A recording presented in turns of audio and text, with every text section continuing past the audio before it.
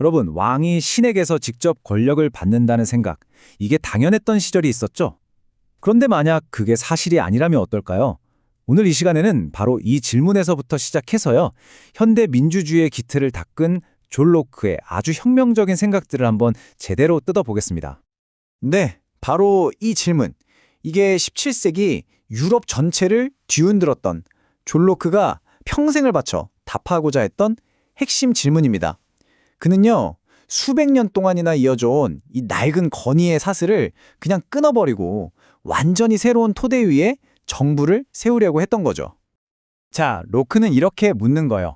만약에 정부의 권력이 신이나 핏줄에서 나오는 게 아니면 우리한테 남는 건 도대체 뭘까요? 그 대안은 정말 끔찍하다고 말합니다. 오직 힘이 정의가 되고 가장 강한 자가 모든 걸 다 빼앗아가는 세상. 안 봐도 뻔하죠.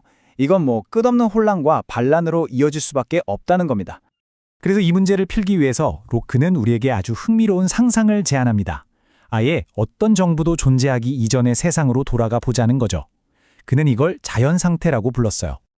한번 상상해 보세요. 왕도 없고 귀족도 없고 그 누구도 내 위에 군림하지 않는 그런 세상 말이에요. 로크가 말하는 이 자연상태라는 게 바로 이런 곳입니다. 모든 사람이 태어날 때부터 완벽하게 자유롭고 또 평등한 상태. 바로 그거죠. 근데 여기서 정말 중요한 포인트가 하나 있어요. 로크가 말하는 자유가 그럼 내 맘대로 다 해도 되겠네? 이런 식의 완전 무질서한 방종을 뜻하는 게 절대 아니라는 겁니다. 오히려 정반대예요. 이 자유는 이성이라는 우리 모두가 가지고 있는 보편적인 법칙의 지배를 받는다는 거죠. 로크의 생각은 이렇습니다. 이 자연법이 우리에게 뭘 가르쳐주냐면 우리 모두는 평등하고 독립적인 존재이기 때문에 서로의 생명이나 건강, 자유, 재산을 해치면 안 된다는 거예요. 이게 바로 우리 모두에게 주어진 의무라는 거죠. 인류 전체를 보존해야 할 의무 말입니다. 자, 그럼 정리를 해보죠. 우리 모두는 인류에게 공통으로 주어진 이 세상에서 평등합니다. 그런데 바로 여기서 새로운 문제가 하나 튀어나와요. 바로 재산에 대한 문제입니다. 아니, 모두에게 공평하게 주어진 세상인데 어떻게 특정 일부를 이건 내 거야 라고 한 사람이 주장할 수 있을까요? 여기에 대한 로크의 대답은요, 정말 놀라울 정도로 간단하고 또 명쾌합니다. 그리고 그 답은 모든 사람이 온전히 소유하는 딱 한 가지, 바로 우리 자기 자신에게서 찾을 수 있습니다. 그의 논리는 이렇습니다. 자, 첫째, 당신은 당신 자신을 소유하죠. 그러니까 당신의 노동 역시 온전히 당신 겁니다. 그렇죠? 그렇기 때문에 당신이 예를 들어 나무에서 사과를 따는 것처럼 이 공동의 자원에 당신의 노동을 투입하는 순간 그 사과는 이제 당신의 재산이 된다는 겁니다. 네, 바로 이 노동이라는 행위가 모든 것의 핵심입니다. 이게 마치 마법처럼 공동의 것에서 무언가를 싹 떼어내서 개인의 소유로 만들어주는 역할을 하는 거죠. 그리고 진짜 중요한 건 이 과정에서 다른 모든 사람들에게 이거 가져가도 될까요? 하고 허락을 받을 필요가 전혀 없다는 점이에요. 와, 근데 로크는 여기서 멈추지 않고 한 걸음 더 나아갑니다. 그는 거의 모든 것의 가치는 그냥 자연 그대로의 상태가 아니라 바로 이 노동이 부여한다고 주장해요. 심지어 생산된 물건 가치의 99%는 순수한 자연이 아니라 인간의 노동에서 나온다고까지 말했죠. 이야, 정말 대담한 주장이 아닐 수 없네요. 자, 들어보면 이 자연 상태 꽤 괜찮아 보이지 않나요?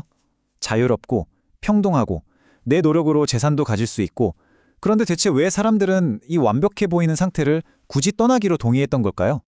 바로 여기서 로크는 이 평화로운 세상에 치명적인 결함이 하나 숨어 있다고 지적합니다.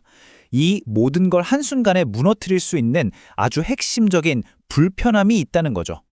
문제가 뭐냐면요, 이 자연 상태에서는 모든 사람이 자기 사건의 재판관이 된다는 거예요. 자, 생각해 보세요. 내가 재판관인데 나랑 내 친구한테 유리하게 판결하고 싶지 않겠어요? 반대로 나한테 잘못한 사람은 아주 호되게 감정적으로 처벌하고 싶을 거고요. 결국 어떻게 되겠어요? 사소한 다툼이 걷잡을 수 없는 복수국과 폭력으로 번지고 마는 겁니다. 바로 이렇게 이성과 공정성이 무너지는 그 순간 평화롭던 자연 상태는 순식간에 끔찍한 전쟁 상태로 돌변하고 맙니다. 더 이상 기댈 곳 없이 오직 힘과 폭력만이 난무하는 상태가 되어버리는 거죠. 이 끔찍한 전쟁 상태에서 벗어나기 위해서 사람들은 마침내 자신의 이성을 사용해서 아주 현명한 선택을 내립니다. 바로 더 이상 혼자가 아니라 함께 사회를 만들기로 약속하는 거죠. 이게 바로 사회계약입니다.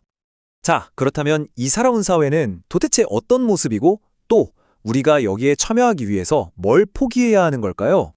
로크가 말하는 정치사회, 그러니까 시민사회는 바로 이럴 때 탄생합니다. 모든 구성원 각자가 가지고 있던 자연적인 권리, 특히 스스로 심판하고 처벌할 권리를 포기하고요. 그 권한을 공동체 전체에 넘겨주기로 자발적으로 동의할 때, 바로 그때 생겨나는 겁니다. 그러니까 일종의 거래인 셈이죠. 내가 직접 누군가를 처벌할 수 있는 개인적인 권력을 포기하는 대신에 우리는 분쟁을 공정하게 해결해줄 재판관을 얻게 됩니다. 그리고 더 중요하게는 나의 소중한 재산을 보호해줄 공동체 전체의 막강한 힘을 얻게 되는 거죠. 전쟁 상태로부터의 안전은 물론이고요. 그리고 바로 이 지점에서 로크의 모든 주장을 관통하는 가장 강력하고 핵심적인 결론에 도달하게 됩니다. 이게 바로 핵심입니다. 유일하게 정당한 정부란 오직 그 사회 구성원들의 동의에 의해서만 세워진 정부라는 것. 그리고 그 정부의 유일하고도 가장 중요한 임무는요. 바로 국민의 재산, 다시 말해 그들의 생명과 자유, 그리고 자산을 안전하게 지키는 겁니다. 그 이상도 그 이하도 아닌 거죠. 자, 보세요. 로크가 그린 이 논리적인 청사진은 단순히 정부가 어디서 왔는지 설명하는 데서 그치지 않습니다. 이건 훨씬 더 나아가서 만약 그 정부가 국민의 신뢰를 저버렸을 때 국민들이 무엇을 할 수 있는지에 대한 거대한 무대를 열어준 셈입니다. 그리고 이 질문은 이후 수세기 동안 전 세계의 수많은 혁명을 통해 계속해서 울려 퍼지게 되죠.